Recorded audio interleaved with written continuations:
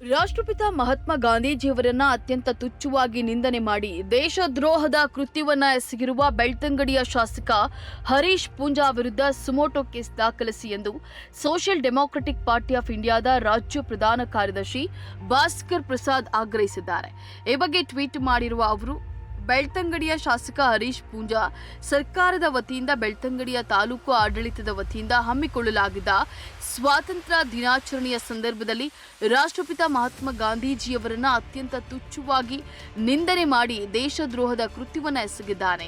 ಇದು ಸಾಲದೆಂಬಂತೆ ಶಾಲಾ ಮಕ್ಕಳನ್ನ ಕೂರಿಸಿಕೊಂಡು ಭಾರತ ಮತ್ತು ಪಾಕಿಸ್ತಾನ ವಿಭಜನೆ ಹಾಗೂ ಬಾಂಗ್ಲಾದೇಶದ ಜನಾಂಗೀಯ ದ್ವೇಷಗಳ ಬಗ್ಗೆ ಮಾತನಾಡಿ ಅದರಡಿಯಲ್ಲಿ ಭಾರತದಲ್ಲಿ ಕೋಮು ದ್ವೇಷವನ್ನು ಸೃಷ್ಟಿಸುವ ಮತ್ತು ಜನಾಂಗೀಯ ದ್ವೇಷವನ್ನು ಬೆಳೆಸುವ ಮತ್ತು ಆ ಮೂಲಕ ಭಾರತದ ಆಂತರಿಕ ಭದ್ರತೆಗೆ ಆತಂಕವನ್ನು ಉಂಟು ಮಾಡುವಂತಹ ದೇಶದ್ರೋಹದ ಅಪರಾಧವನ್ನು ಮಾಡಿದ್ದಾರೆ ಅಂತ ಹೇಳಿದ್ದಾರೆ.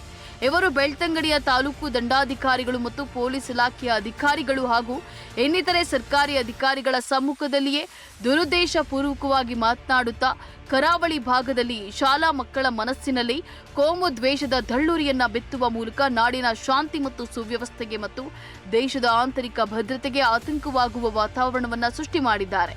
ತಮ್ಮ ಸರ್ಕಾರವು ನಿಜವಾಗಿಯೂ ಈ ನಾಡಿನ ಕಾನೂನಿಗೆ ಗೌರವ ಕೊಟ್ಟು ಈ ನೆಲದ ಸಂವಿಧಾನವನ್ನ ತಾವುಗಳು ಗೌರವಿಸುವುದೇ ಆದಲ್ಲಿ ಶಾಸಕ ಹರೀಶ್ ಪೂಂಜಾನ ವಿರುದ್ಧ ಸುಮೋಟೋ ಕೇಸನ್ನ ಕೂಡಲೇ ದಾಖಲಿಸಿಕೊಳ್ಳಲು ಪೊಲೀಸ್ ಇಲಾಖೆಗೆ ಆದೇಶ ನೀಡಿ ನ್ಯಾಯವನ್ನ ಎತ್ತಿ ಹಿಡಿಯಬೇಕೆಂದು ಹೇಳಿದ್ದಾರೆ.